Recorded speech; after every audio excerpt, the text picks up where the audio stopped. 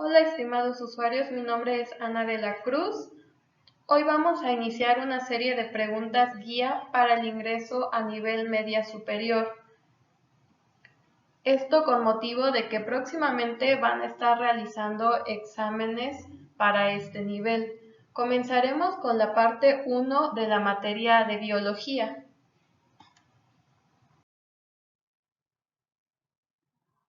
Comenzaremos con la primera pregunta.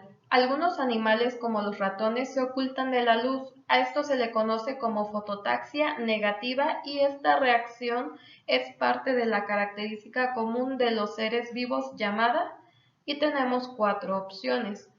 Vamos a comenzar describiendo cuáles son estas características que definen si un ser está vivo o no.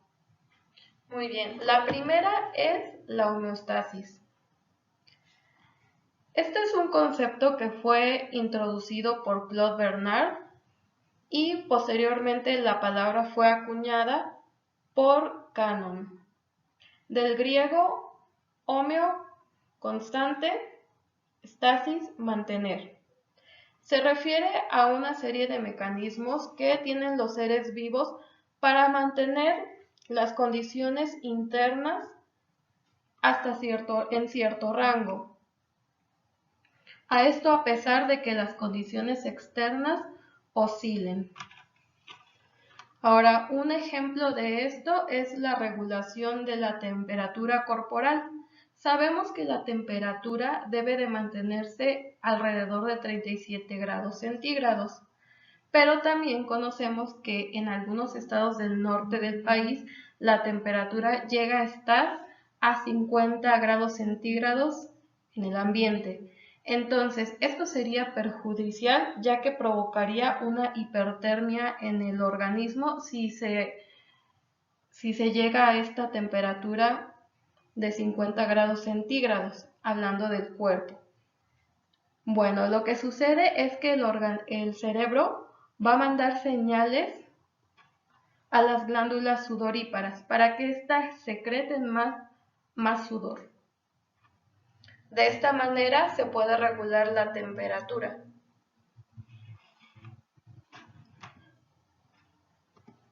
La siguiente característica es el crecimiento. Todos los organismos van a tener la capacidad de aumentar ya sea el tamaño de sus células o bien el número de estas.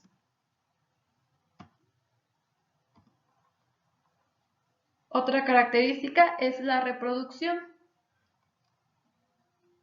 Esto se refiere a que los organismos pueden producir otros semejantes y bueno, esto va a ser muy importante por el hecho de que la especie debe de asegurarse que va a continuar, es decir, se va a perpetuar la especie.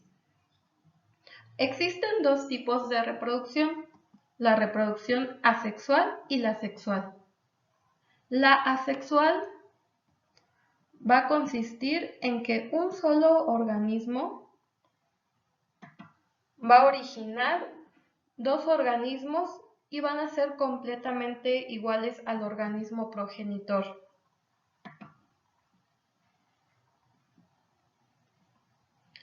En la reproducción sexual, en vez de ser un organismo progenitor, van a ser dos. Estos van a producir gametos masculinos y gametos femeninos. Y van a dar origen a un organismo que es completamente diferente a cada uno de los progenitores, ya que hay un proceso de recombinación genética durante la meiosis. La siguiente característica es la adaptación. Esta es la capacidad de un organismo para adecuarse a su entorno. La adaptación es progresiva y se manifiesta mediante cambios en estructura, en el color de los organismos y en general se refiere a cualquier atributo que puede asegurarle a un organismo que va a sobrevivir en ambientes diversos. También tenemos como característica el metabolismo. El metabolismo se va a referir a una serie de reacciones químicas que van a darse en la célula. Estas reacciones químicas van a ser para mantener viva la célula y para mantenerla en un buen estado, es decir, sana. Van a haber dos tipos o dos vías. El anabolismo se refiere a la síntesis de sustancias complejas a partir de sustancias simples. Para ello se va a requerir energía. Contrario a esto está el catabolismo, donde las sustancias complejas se van a degradar en sustancias simples, esto con la liberación de energía. Ejemplo de anabolismo está la síntesis de carbohidratos, lípidos y proteínas, y ejemplo de catabolismo está la digestión. Durante la digestión vamos a degradar compuestos en, por ejemplo, azúcares sencillas, ácidos grasos y aminoácidos. Finalmente tenemos la característica de la irritabilidad. Esta es la capacidad de un organismo para que pueda reaccionar ante estímulos. Estos estímulos pueden ser la temperatura, la presión. En el caso de nuestro ejemplo, nos hablan de una fototaxia, es decir, un desplazamiento a favor o en contra de la luz. En este caso es negativa, puesto que los ratones se están ocultando de la luz. Por lo cual, la respuesta correcta sería la C, irritabilidad. La siguiente pregunta es, ¿ocurre cuando los individuos de una especie logran adaptarse a los cambios del ambiente y, según Darwin, es el origen de las especies? Vemos del inciso A al D una serie de conceptos. Vamos a hablar cuál es la relación de estos, primeramente. La evolución, de manera muy básica, es cualquier cambio en el tiempo. No obstante, hay que tener en cuenta que la idea central de la evolución biológica es que todos tenemos un antepasado común. Así como los primos tienen una abuela en común, nosotros tenemos un origen en común, todas las especies, de hecho. Bueno, para que la evolución suceda, existen algunos mecanismos. Entre ellos está la selección natural. Darwin habló de la selección natural. Menciona que para que haya una selección natural, debe de haber variabilidad. De otra manera, no se va a lograr la selección natural. La variabilidad es la variación genética. Ahora, una vez que ocurre la selección natural, el producto intrínseco es la adaptación. Vamos a verlo en un ejemplo. Tenemos a la población de polillas. La variabilidad que vemos es el color blanco y el color negro. Ahora, durante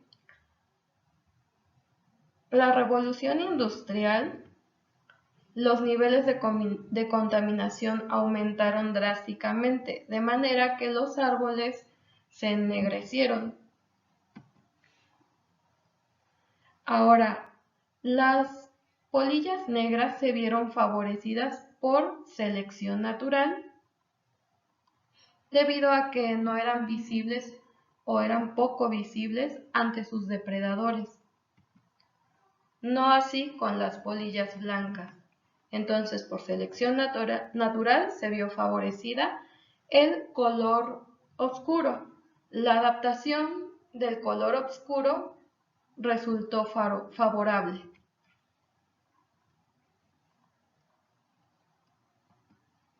De esta forma, Aumentó la población de polillas negras en relación a las polillas blancas. Por lo tanto, la respuesta correcta es selección natural. Después se nos pide que seleccionemos 3 factores de riesgo de la biodiversidad en México. Tenemos la pérdida de hábitats, uso indiscriminado de fertilizantes naturales, la contaminación, especies invasoras, proliferación de manglares, utilización de compostas en la agroindustria.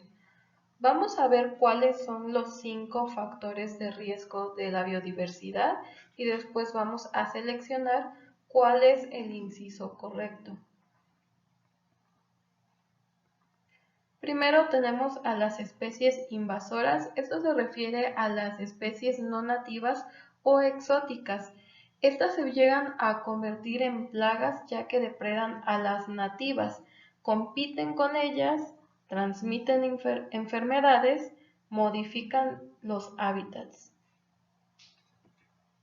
Después tenemos el cambio climático. Esto se refiere a que hay un aumento en la temperatura promedio de la atmósfera y de los océanos debido al aumento de la concentración de gases de efecto invernadero como el dióxido de carbono.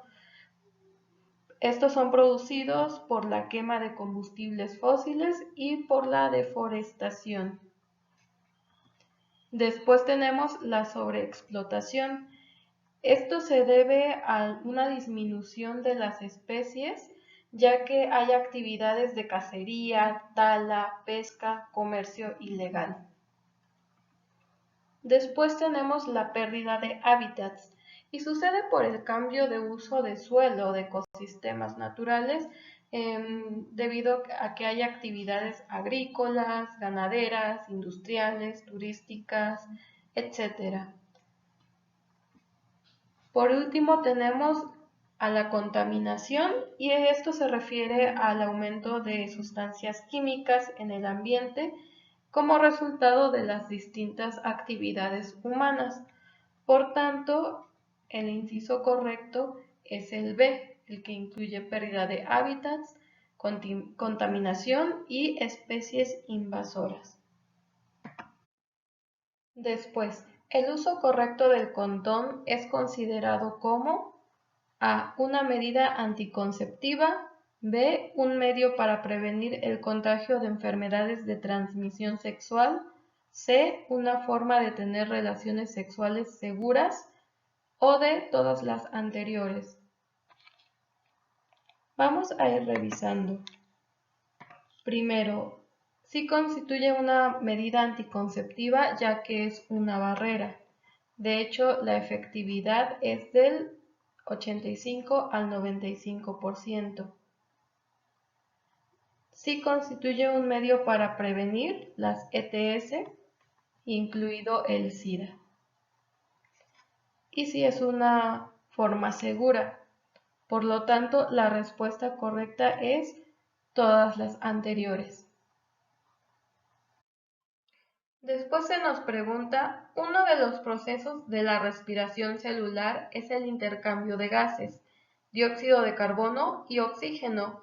El otro es,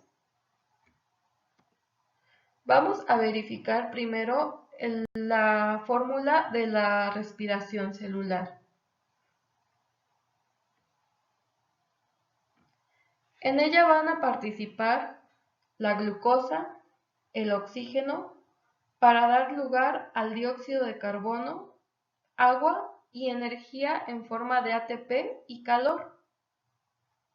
Ahora sí, veamos las posibles respuestas. La D, el inciso D nos dice que el otro proceso de la respiración celular sería la producción de glucosa y oxígeno al ambiente.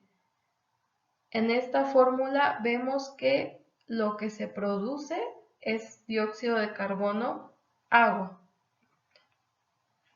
De hecho, los reactivos son la glucosa y el oxígeno, por lo tanto la respuesta sería incorrecta.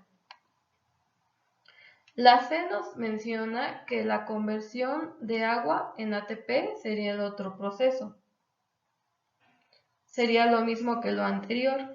No es que el agua se convierta en ATP, más bien estos dos son productos de la respiración celular.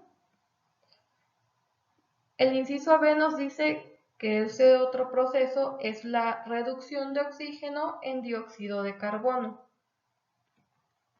Veamos. Es la glucosa quien se oxida en presencia de oxígeno para dar lugar al dióxido de carbono. Y es el oxígeno el que se reduce para formar agua al ganar electrones y los iones hidrógeno. Por lo tanto, también es incorrecta. La A sería la más adecuada, nos dice la transformación de glucosa en ATP. No es en sí que la glucosa se vaya a transformar en ATP. Propiamente dicho, sería que en las reacciones que transforman la glucosa se produce el ATP. Por lo tanto, el inciso A sería el correcto. Siguiente. El carbono que se encuentra en el ambiente pasa a los vivos por medio de la... Bueno, para dar respuesta hay que conocer el ciclo del carbono. En este se nos dice que el carbono se encuentra en la atmósfera en forma de CO2, de este gas. Ahora sí, veamos los incisos. El primero, el A, que sería la respiración. Esta sería la fórmula, que es la que vimos anteriormente, donde se nos dice que se utiliza glucosa más oxígeno para producir el CO2 más el agua. Entonces, esto no sería correcto, ya que pues es lo que se está liberando, el dióxido de carbono no se está incorporando a los seres vivos. Después veamos los incisos B y C. Y bueno, en una planta se absorbe agua y después se realiza la transpiración, que es la pérdida de agua en forma de vapor. Entonces, esto no serían opciones. Finalmente tenemos la fotosíntesis, donde se nos dice que según esta fórmula se utiliza el CO2, se incorpora, se utiliza agua, luz solar para producir glucosa más oxígeno. Esta sería entonces la forma en que el carbono va a pasar a los organismos vivos. Después se nos pregunta acerca de los organismos que requieren de consumir a otros organismos, ya que ellos no pueden producir su alimento. Entre las respuestas están los consumidores primarios, consumidores terciarios, los heterótrofos y los autótrofos. Vamos a ver un poco acerca de estos conceptos. Y tenemos que según los hábitos alimentarios, los organismos pueden ser productores o autótrofos. Estos son capaces de sintetizar moléculas orgánicas a partir de sustancias inorgánicas, como vimos en la fotosíntesis. A partir del dióxido de carbono, que es inorgánico, se produce glucosa, que es orgánica. Después tenemos a los consumidores o heterótrofos. Estos son organismos que para poder vivir necesitan alimentarse de otros. Entre ellos tenemos a los consumidores primarios. Se trata de organismos que son herbívoros. Ellos se van a alimentar de los productores o autótrofos. Ejemplo de esto son algunos insectos fitófagos, zooplancton y vertebrados. Después tenemos a los consumidores secundarios. Estos van a ser carnívoros y se van a alimentar a su vez de los herbívoros. Ejemplos de estos son el zorro, los ratones, etc. Después tenemos a los consumidores terciarios, los cuales se van a alimentar de depredadores. Ejemplo de esto es el águila, el búho, el tiburón, etc. Entonces tenemos que estos tres, los consumidores primarios, secundarios y terciarios, cumplen con lo que se nos cuestiona. Sin embargo, todos estos se pueden englobar como heterótrofos. Por lo tanto, la respuesta correcta es heterótrofos. Alimentos como las papas y el arroz proporcionan principalmente vitaminas, proteínas, carbohidratos, minerales. Vamos a ver, tanto las papas como el arroz están formados en su mayor parte por almidón. Estos a su vez están formados por la amilosa y la amilopectina.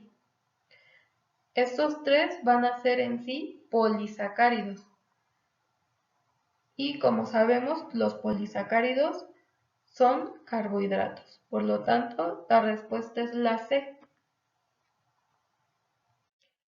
Después tenemos, los genes se enrollan formando largas cadenas de ADN denominadas nucleótidos, aminoácidos, adenina o cromosomas. Vamos a aprovechar estos conceptos para recordar un poco más de nuestras clases. Tenemos que las biomoléculas son aquellas moléculas que constituyen a los seres vivos. Ellas son proteínas, ácidos nucleicos, carbohidratos y los lípidos. Estos son polímeros que van a estar formados a su vez por monómeros. Así tenemos que los aminoácidos forman proteínas, los nucleótidos, ácidos nucleicos, los monosacáridos, carbohidratos y los ácidos grasos, lípidos. Nuestros incisos A y B se tratan de monómeros. Ahora hablemos del nucleótido. El nucleótido va a estar formado por fosfato, por azúcar y por una base nitrogenada. Esta base nitrogenada puede ser la adenina, la timina, la guanina y la citosina en el caso del ADN. Tenemos que nuestro inciso C es una base nitrogenada.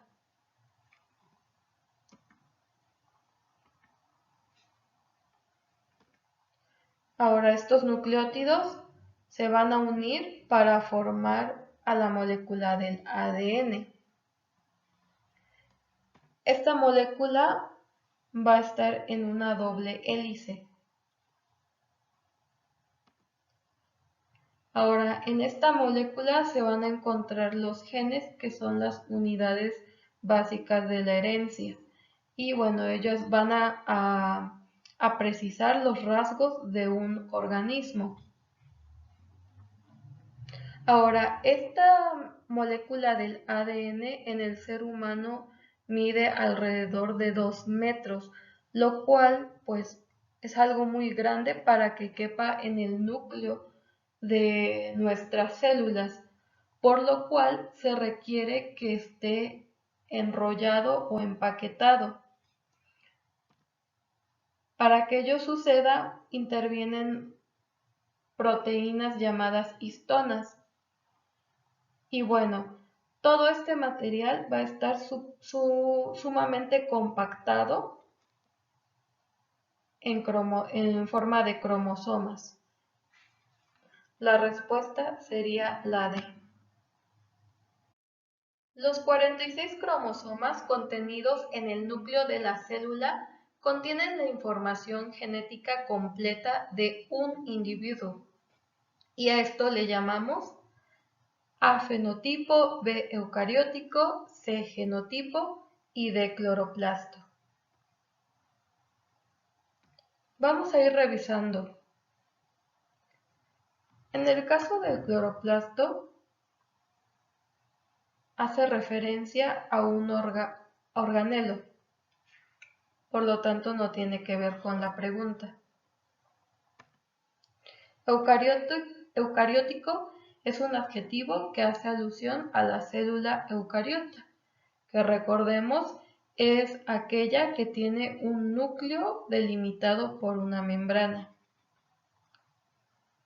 Genotipo y fenotipo sí están relacionados, entonces vamos a verlo.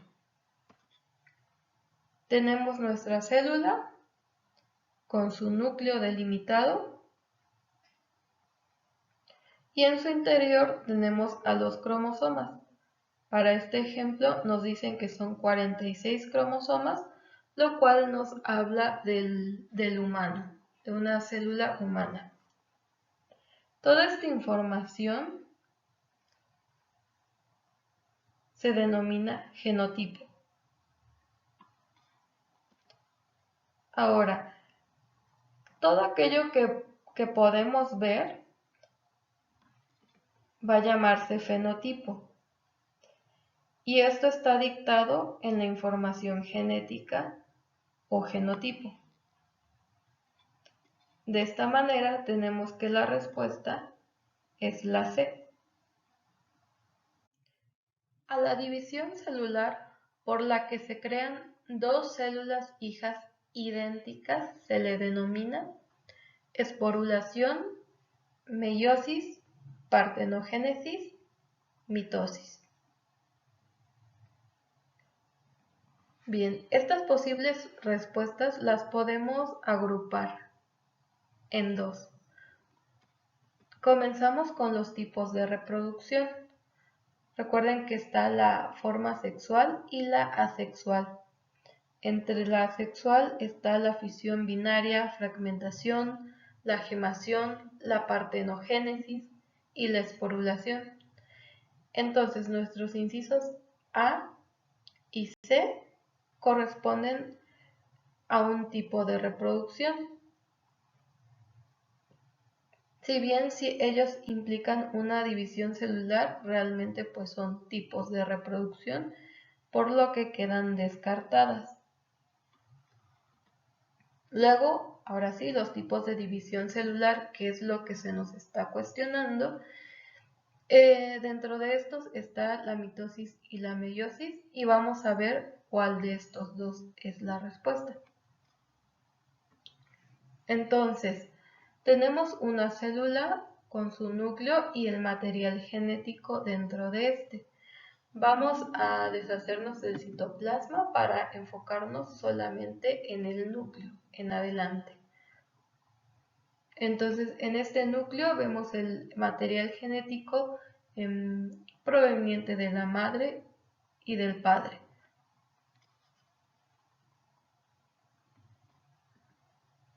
Ahora, antes de que ocurra una división celular, la célula se prepara y duplica el material genético, quedando de esta manera. Entonces se generó una copia de la molécula de ADN original.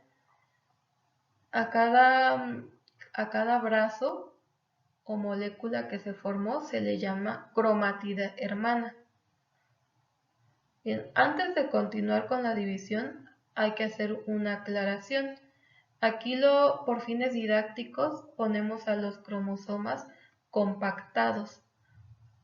No obstante, antes de la división el material se encuentra disperso en todo el núcleo, no teniendo una forma definida, pero esto solamente pues es para la ocasión, para el esquema. Bien, ahora sí la mitosis. Vamos a hablar de ella de manera muy general. Sucede que cada uno de los cromosomas se va a dividir y cada cromátida hermana va a migrar a uno de los polos de la célula. Ocurre la división y entonces obtenemos dos células de esta manera. Y como pueden observar, es idéntica a la progenitora. Entonces con ello ya tenemos la respuesta a nuestra pregunta, la de mitosis. Pero vamos a ver por qué no se trata de meiosis, para complementarla. Entonces, los cromosomas, recordemos que los cromosomas están en pares homólogos. Entonces, estos se van a alinear y van a intercambiar información. Entonces, el material genético, aquí solamente solamente por ejemplo, vamos a hacer el intercambio de una pequeña porción.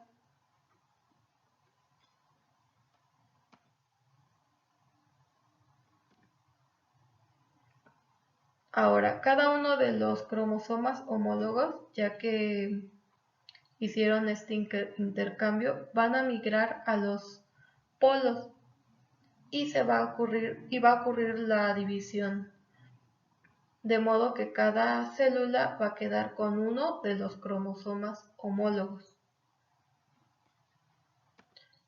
Cada una de estas células se va a dividir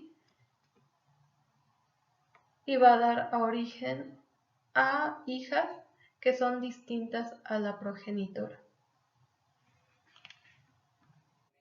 Finalmente, la meiosis da como resultado la producción de organismos fotosintéticos, hormonas, gametos y seres abióticos. Veamos el esquema anterior de la meiosis. Vamos a explicar, nosotros somos organismos diploides, nuestras células son diploides, la nomenclatura sería 2N. Esto quiere decir que nosotros tenemos pares de cromosomas homólogos. Tenemos 46 cromosomas, 23 provienen del padre y 23 provienen de la madre. Entre ellos, pues, hay pares homólogos. Esto va a suceder antes de la meiosis y también cuando hay el intercambio genético. Ahora, no hay que confundir, aquí simplemente se duplicó el material genético, la cantidad se duplicó, pero realmente siguen siendo pares homólogos. Por lo tanto, pues la nomenclatura sigue siendo lo mismo, son diploides. En posteriores pasos de la meiosis, vemos que los cromosomas, aquí se alinearon un par de cromosomas homólogos. Cada uno de ellos, cada homólogo, se va a ir a cada una de las células. Aquí, por ejemplo, hace falta su par homólogo. A ese también le hace su par homólogo, que está en esta otra célula. Por lo tanto, aquí ya no hablamos de un organismo, de una célula diploide, sino de una haploide. La nomenclatura entonces va a ser N. Posterior a ello, pues las cromátides van a migrar a los polos de la célula y va a ocurrir la división, quedando de esta manera. Solamente una molécula de ADN o un cromosoma. De nuevo, puesto que hace falta su homólogo, entonces las hijas van a ser haploides. Aquí hablamos de la producción de gametos, por ejemplo el espermatozoide y bueno, el óvulo. Esto es muy importante que suceda debido a que cuando ocurre la fecundación entre el óvulo y el espermatozoide se junta el material genético para formar un organismo nuevo. Entonces, al unir las células haploides con otra célula haploide, Entonces, ahora sí tendremos un organismo diploide, que sería el original, lo cual no sería posible si no ocurriera la meiosis. Tendríamos un organismo 4N, por lo que la respuesta es la C.